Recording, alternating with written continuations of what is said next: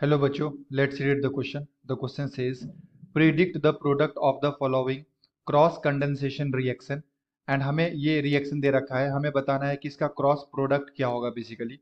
तो आइए बच्चों सॉल्व करते हैं इस क्वेश्चन को। एंड फर्स्ट ऑफ ऑल बात करते हैं यहाँ पे की कॉन्सेप्ट की कॉन्सेप्ट। तो बेसिकली ये क्वेश्चन आया बच्चों अल्डोल कंडेंसेशन से। Aldol condensation. एंड इस एल्डोल कंडेंसेशन में क्या होता है बच्चों, हमारे पास ऐसे कार्बोनाइल कंपाउंड्स होते हैं जिसके पास क्या हो, अल्फा हाइड्रोजन ग्रुप प्रेजेंट है। बेसिकली उसके पास क्या होना चाहिए बच्चों, अल्फा हाइड्रोजन ग्रुप प्रेजेंट होना चाहिए। यानी कि मेरे पास ऐसा अल्डिहाइड एल्डिहाइड और कीटोन होना चाहिए बच्चों जिसके पास क्या हो, अल्फा हाइड्रोजन और we can say acidic hydrogen. Acidic hydrogen होना चाहिए।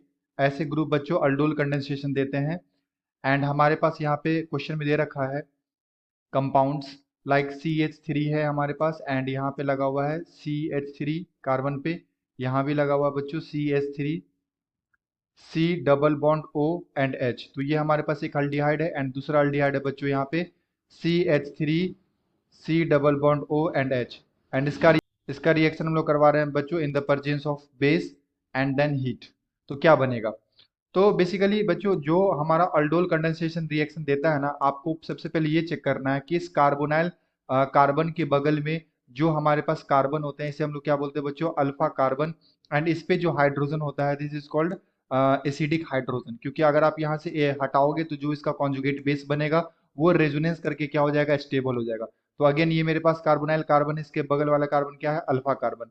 अब इस अल्फा कार्बन पे बच्चों देखो कि कोई भी हाइड्रोजन ग्रुप नहीं प्रेजेंट है, यहाँ पे मिथाइल लगा हुआ है एंड यहाँ भी क्या लगा हुआ है बच्चों, मिथाइल लगा हुआ है, और यहाँ भी क्या लगा हुआ है, मिथाइल लगा हुआ है। तो इस कंपाउंड के अंदर बेसिकली नो अल्फा हाइड्रोजन, इसके अंदर अल्फा हाइड्रोजन प्रेजेंट नहीं है बच्चों। यानी कि जो हमारा रिएक्शन होगा उसमें जो ये बेस होंगे ये कहाँ से अल्फा हाइड्रोजन लेगा, ये लेगा बच्चों इथेनॉल से। ये इथेनॉल से क्या करेगा, अल्फा हाइड्रोजन लेगा।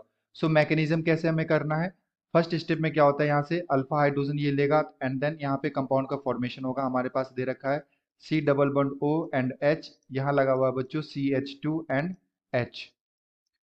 एंड हम लोग करवा रहे हैं बेस के साथ OH माइनस। इस बेस को क्या चाहिए, एसिड, तो ये H प्लस को लेगा एंड देन यहाँ से हमारे पास इंटरमीडिएट बनेंगे carbon ions, C double bond O CH2 and negative. अब ये क्या होता है बच्चों, ये स्टेबल होता है, ये इधर इस तरह से कॉन्जुगेशन करेगा एंड पाई इलेक्ट्रॉन ऑक्सीजन के ऊपर शिफ्ट करेगा। तो यहाँ से बन जाता है CO पे क्या आ जाएगा, negative double bond CH2, enolate ion. Okay, enolate ion. और ये जो कार्बन आयन है बच्चों, ये इनोलेट आयन के साथ क्या होते हैं, इक्विलिब्रियम में रहते हैं। तो पहला स्टेप ये होगा।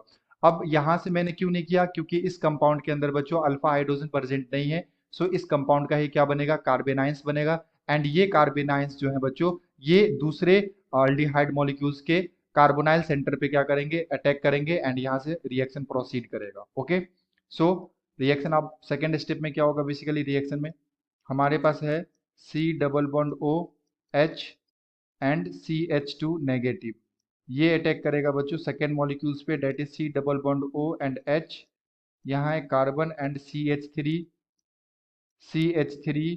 एंड CH3, ये हमारे पास है।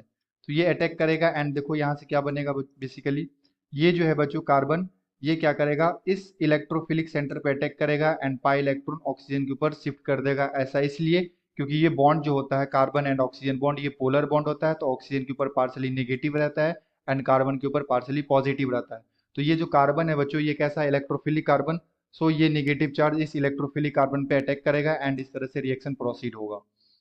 तो ये HC double bond O CH2 and ये अटैक किया है बच्चों CO पे आ गया नेगेटिव एंड यहाँ लगा हुआ है हाइड्रोजन एंड ये पूरा ग्रुप लगा हुआ है, date is CH3 and CH3, ये हमारे पास बनेगा।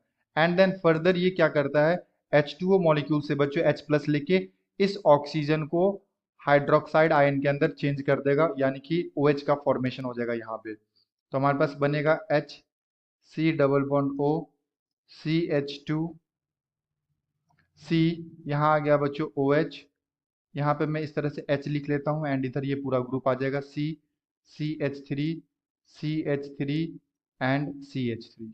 ओके, तो ये हमारे पास कंपाउंड बनेगा। एंड फर्दर जब हम इसे हीट करेंगे बच्चों, जब इसे हम लोग हीट करेंगे तो ये जो हमारे पास कार्बोनाइल कार्बन के बगल में जो कार्बन है इसे हम लोग क्या बोलते हैं, अल्फा कार्बन।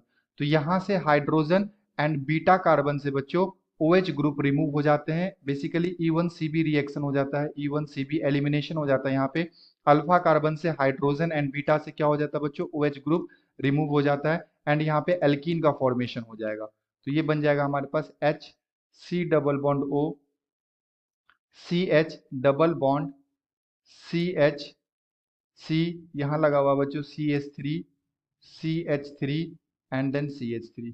तो फाइनली हमारे पास ये कंपाउंड बन गया एंड इसका अगर मैं IUPAC नेम लिखूं बच्चों तो ये हो जाएगा 1 2 3 4 5। कितने कार्बन है, 5 कार्बन है। तो मैं यहाँ पे लिख सकता हूँ एंड 4 पे 2 मिथाइल ग्रुप लगा हुआ है, यानी कि 4,4 डाई मिथाइल, 4,4 डाई मिथाइल। कितने कार्बन है, 5। 5 के लिए बच्चों पेंट एंड 2 पे लगा हुआ है इन, 1 पे लगा हुआ है बच्चों aldehyde. So the compound formed is 4,4 dimethyl paint 2 in and 1 al. इस तरह से रिएक्शन हम लोग प्रोसीड करेंगे and this is the cross product of aldol reaction. इस रिएक्शन का ये कैसा हो जाएगा, क्रॉस कंडेंसेशन हो जाएगा।